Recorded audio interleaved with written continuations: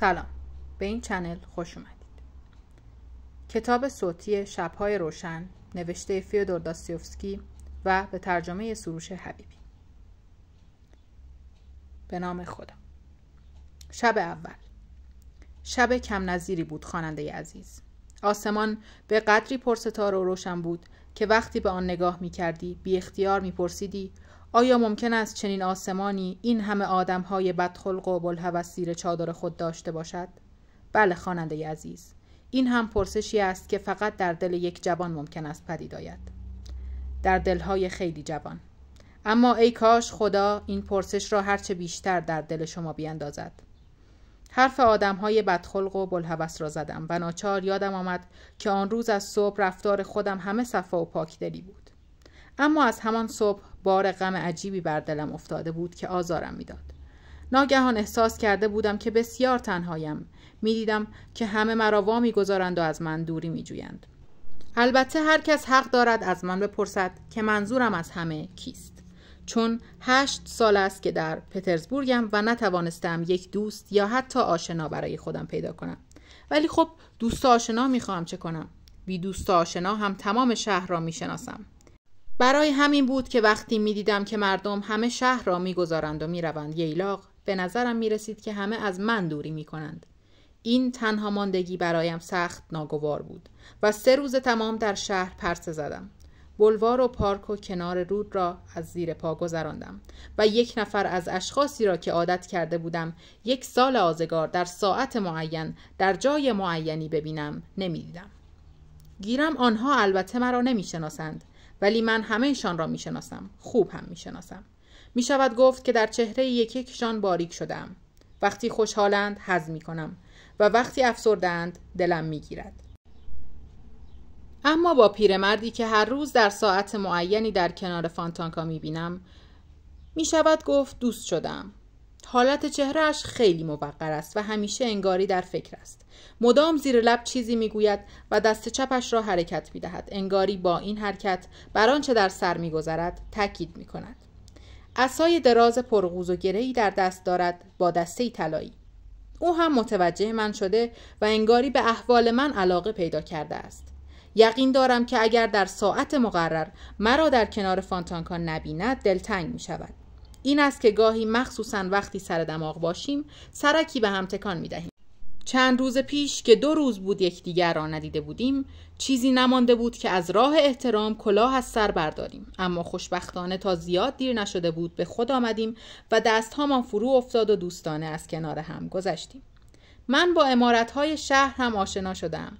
وقتی از خیابان رد می‌شوم، هر یک مثل این است که به دیدن من می‌خواهند به استقبالم بیایند و با همه پنجره‌های خود به من نگاه می‌کنند و با زبان بی‌زبانی با من حرف می‌زنند.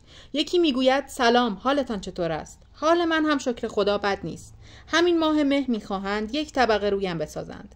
یا یکی دیگر می‌گوید حالتان چطور است؟ فردا بناها می‌آیند برای تعمیر من. یا سومی می‌گوید چیزی نمانده بود آتش سوزی بشود. وای نمی‌دانید چه هولی کردم. و از این جور حرف‌ها. بعضی از آنها را خیلی دوست دارم. بعضی هاشان دوستان مهربانی هستند. یکی از آنها خیال دارد امسال تابستان 1 معمار بیاورد برای معالجه‌اش. من تصمیم دارم هر روز سری به او بزنم که مبادا خدا نخواسته در معالجه‌اش اهمالی بشود. اما ماجرای آن خانه نقلی گلی رنگ را فراموش نمی کنم. نمیدانید چه عمارت آجری ملوس دلچسبی بود. وقتی با آن پنجره‌های قشنگش به آدم نگاه می‌کرد دل آدم روشن می‌شد. به عمارت‌های زمخت و بدترکیب مجاورش با چنان افاده‌ای نگاه می‌کرد که هر وقت از کنارش رد می‌شدم راستی کیف می‌کردم. اما هفته پیش که بار دیگر از آن کوچه گذشتم به رفیقم نگاه کردم. فریاد شکایتی از دلش به گوشم رسید. می‌گفت می‌خواهند زردم کنند. جانیان بدکردار، وحشی‌های نفهم از هیچ چیز نگذشتند. نه ستونها را معاف کردند نه گیلوی زیبایش را. رفیق من سراپا زرد شده، انگاری 1 قناری. از غیظ زردابم به جوش آمد، طوری که چیزی نمانده بود یرقان بگیرم. تا امروز نتوانستم دلم را راضی کنم و به دیدن رفیق بینوای بلا زدم که رنگ امپراتوری آسمان پناهمان را گرفته است بروم. به این ترتیب شما ای خواننده عزیز می‌بینید که من با چه شور و صفایی با شهر خود پترزبورگ آشنایم. پیش از این گفتم که 3 روز رنج بردم تا عاقبت دستگیرم شد که علت ناراحتیم چیست. در خیابان حالم سر جا نبود. قصه می‌خوردم که چرا از فلان کس اثری نیست. چندی از بهمان را ندیدم. این یکی دیگر کجا رفته بود؟ در خانه هم خلقم تنگ بود. 2 شب تمام خود را می‌کشتم تا سر درآورم که در این کنج خلوتم چه مرگم است. چرا در این اتاق همش اینجور ناراحتم؟ هاج و واج به اطراف، به دیوارهای کپک زده و سبز شده و دوده گرفته، به سقف اتاق که تار عنکبوت از برکت و کفایت کدبانویی ماتریونا ریسه ریسه از همه جایش آویخته است نگاه می کردم. همه مبل‌هایم را، یک صندلی‌هایم را وارسی کردم و در پی علت نگرانیم می گشتم. چون اگر حتی 1 صندلی درست سر جایش نباشد، آرامشم را از دست می دهم. سر وقت پنجره رفتم، اما هیچ فایده ای نداشت. حتی کار را به جایی رساندم که ماتریونا را صدا کردم و فی المجلس، البته پدرانه، بابت تار عنکبوت و به طور کلی بابت شلختگیش ملامتش کردم. اما او با تعجب بر نگاهم کرد، انگاری نمیفهمید چه میگویم و بی آنکه جوابی بدهد گذاشت و رفت. به طوری که تار عنکبوت‌ها هنوز با خیال راحت سر جای خودشان از سقف آویختند. عاقبت امروز صبح بود که علت این ناراحتی را حدس زدم. بله، علت این بود که مردم شهر همه مثل این است که از من میرمند و به ییلاق میروند. این کلمه عوامانه را بر من ببخشید، ولی خب من حالا حوصله سلیسگویی ندارم. آخر هر کسی که سرش به تنش بیارزد و سر و پوز آبرومندانه‌ای داشته باشد و مثلا درشکه سوار شود، فوراً در نظر من آدم محترم و خانواده داری مبدل می شود که همین که کار روزانه‌اش را در اداره تمام کند، بیان که حتی چمدان بردارد روانه ییلاق می شود و در امن و صفای خانواده خود جا خوش می کند.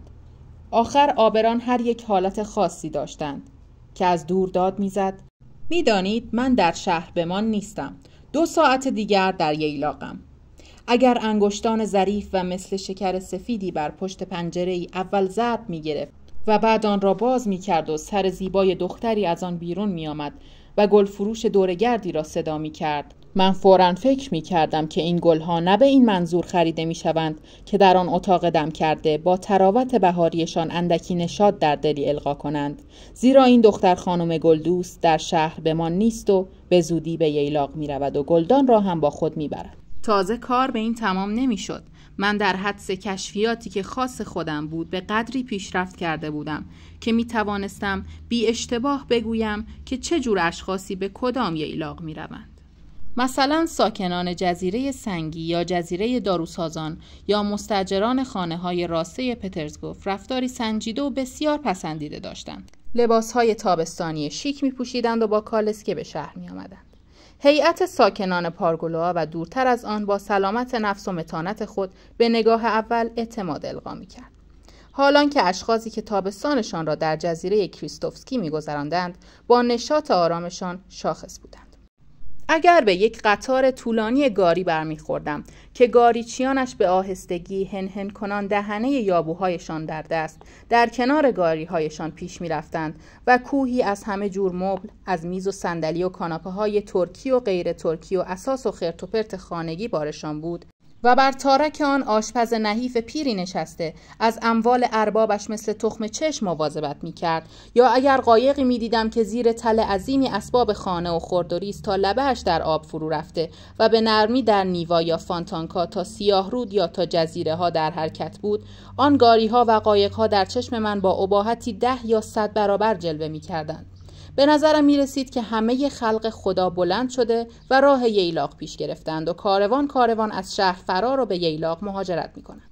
به نظرم می آمد که چیزی نمانده است که پترزبورگ به خلوتی صحرا شود، به طوری که عاقبت دلم غرق غصه می شد. آزرده می شدم و خجالت می کشیدم. من جایی نداشتم بروم و کاری هم نداشتم که برای آن پترزبورگ را ترک کنم. حاضر بودم که همراه هر یک از این گاری ها بروم، با هر یک از این آقایان محترم و خوش سر و پوست سوار کالسکه بشوم و شهر را ترک کنم، اما هیچ کس، مطلقاً هیچ کس دعوتم نمی‌کرد. انگاری همه فراموشم کرده بودند. مثل این بود که همه‌شان مرا حقیقتاً بیگانه می‌شمردند. مدت زیادی راه رفتم و در شهر پرسه می‌زدم تا طبق معمول فراموش کردم کجایم و ناگهان دیدم جلوی راهبند شهر سر درآوردم. نشاط شدیدی در دلم افتاد و از راهبند گذشتم و شروع کردم در کشتزارها و میان سبزه ها قدم زدن و ابداً خسته نمی شدم و احساس می کردم که بار سنگینی از روحم فرو افتاده است. رهگذران همه با چنان خوشرویی به من نگاه می کردند که گفتی چیزی نمانده بود که سلام و تعارف کنند. همه معلوم نبود از چه چیز خوشحالند. همه‌شان سیگار برگ دود می کردند و من به قدری خوشحال بودم که هرگز نبوده بودم. صحرا به قدری برای من شهرزده نیمه بیمار که در تنگنای شهر داشتم خفه می شدم و می پوسیدم دلچسب بود که گفتی بر اسب باد ناگهان به ایتالیا رفتم. پترزبورگ ما کیفیت عجیب و وصف ناپذیر و بسیار دلانگیزی دارد که با رسیدن بهار ناگهان تمامی توان خود و نیروهای شکوهمند خدادادش را نمایان می کند، خود را می پیراید و می آراید و تمام شکوه آسماندادش را به نمایش می گذارد.